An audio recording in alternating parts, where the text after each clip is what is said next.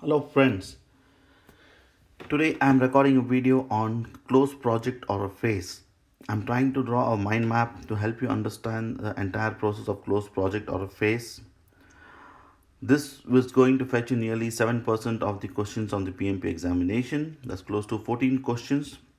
So pay attention. I've tried to simplify the concept over here by taking all the stakeholders into consideration. So in close project or phase, the last part of the project, that's when the project is going to get closed. Four main stakeholders are involved. One is your customer. We'll understand what are responsibilities from the customer.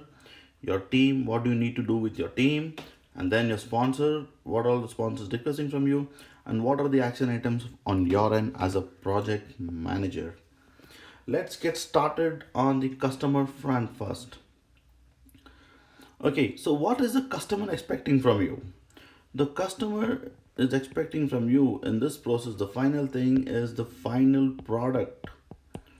Final product or the service or the result that meets his expectation and accepted deliverable.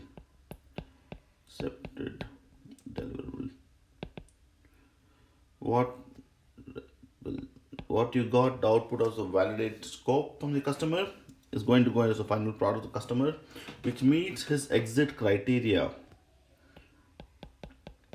This is the first thing you expect from your customer. The next thing from your customer is a formal sign off formal, okay, saying that yes, everything is good, we are happy with the way you have done the project. So it come and say yes, take this check mark, I'm happy with you. And now since the project is coming to close, you want to learn something from this project, you will ask for a feedback from your customer. Feedback, this could be a customer satisfaction score, CSAT score, okay, stay like that, a CSAT score. Okay, yes, this CSAT will come in later also for the sponsor, he wants to measure that. So you'll take feedback from your customer when he comes and says okay fine, I'm happy with the way you did the project. So customer starting say you are good, okay, we would like to do more business with you. And then the next thing, you want to talk to the customer over here. Yes, it's just not the customer, the PM is involving with the customer over here. So next thing, about the next phase of the project. Next phase, okay, do you want to do maintenance or do you want to kind of do a KT and hand over it to the customer, handover handover, or do you want to do some enhancements after this?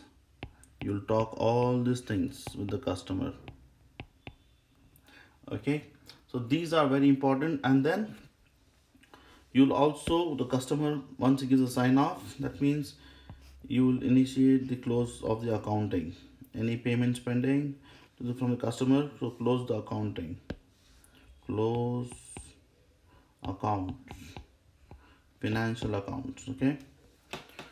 Fine, so these are things that you'll do with the customer in the close project or a phase. Now let's come to our team, the people who actually helped you realize this project, right? Now there are two parts to this based on the type of organization you have. If you have a strong matrix organization, then people are more stressed because they will be released either to the bench, either to the pool, or to back to their functional managers, or to some other projects. But it's uncertainty, people don't know what's going to happen to them, so there will be some stress levels over here with the team. If it is strong matrix, if it is a weak matrix, people are happy, okay, because they'll go back to their functional managers and they'll be assigned something. So they know that they always have a home to go back. So FMs, they go back to their FMs and they'll be given some new task. Okay, fine. And then next team is expecting from you celebrations. Celebrate with the team. Take them out for dinner, lunch, party, anything, right? So the team is expecting this from you. And then after that, you will also do one thing. You will document what new skills have been learned. New skills. Like we did one project in which we moved a code from Java to Scala technology. So the new code that was the new skill acquired with him was development skills on Scala, right? So this can be documented somewhere. It can be helpful for the organization to go and pitch for new projects in Scala, right? So this is a new skill which the team is going to acquire. And then after that, you will also take the team's help in collecting some lessons learned. Lessons learned. So they would come and say, no, the requirements are not on time, or we did not get full time, a lot of pressure. They would come and say the VAs are not very specific, or they would come back and say that we had a lot of defect leaks. We could kind of protect that if in case we get the requirement right time, right? So all these things they would come and give a feedback. So those are lessons learned for your team, from the team.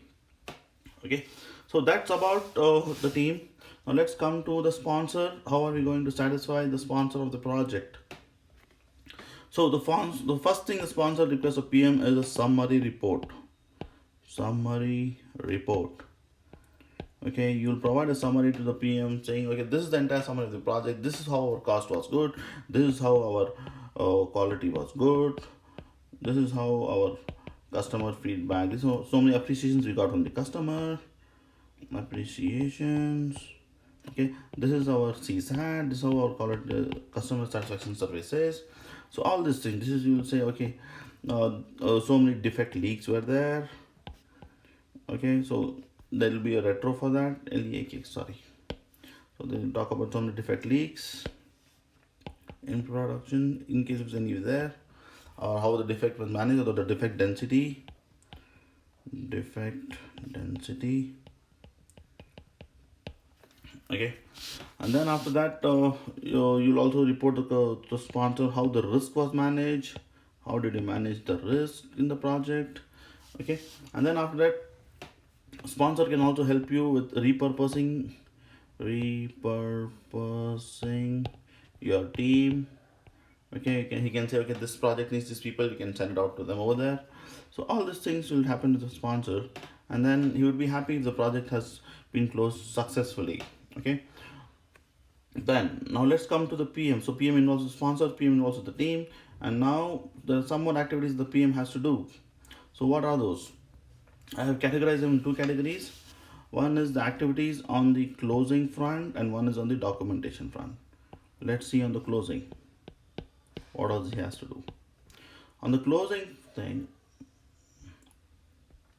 on the closing, the PM will have to close the financial accounts. Financial accounts. Okay. If there are any payments pending, he'll send it to the billing team or to the customer based on the process in your organization. And then he will work back with the customer on obtaining a formal sign off. Obtaining formal sign off. Right? And then he will also work with the customer on the feedback, that getting the CSAT, customer satisfaction, and then he will also have to think about repurposing resources,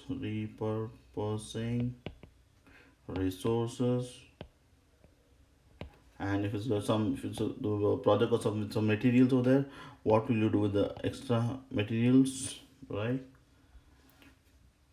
What to do with extra materials. Okay, can this be repurposed some of the project? You inform the sponsor, he can help you with that. And then after that work on any pending claims. Okay, work with the vendors on the procurement to close any procurement vendors. This could be a part of the claims, right? So these are the things he'll do on the closing front, right? That he wants to close the project. And then on the documentation front, this is very, very important for a project manager and for the project and for future projects also. So documentation, right?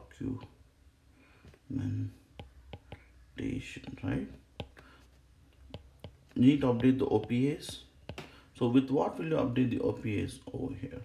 You will update the OPAs with the lessons learned, archive records, archive these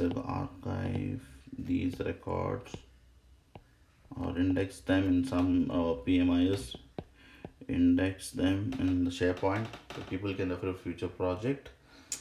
And then after that, you would also add the new skills to these documents, new skills updated. Okay, so all this will become a historical information for future project. Historical info. Okay, so these things would come up, and this would be a part of the project that the PM is going to do. So these are some of the things. Another thing I want to tell you on the closing. Okay, so on the closing, let me just put it over here. Okay, right. So on the closing, right, closing, there are like closing. There are many ways a project can get closed. One is project was successful, it got closed, that's called as extinction. So client happy, result met, everything was fine. The next thing is called as integration.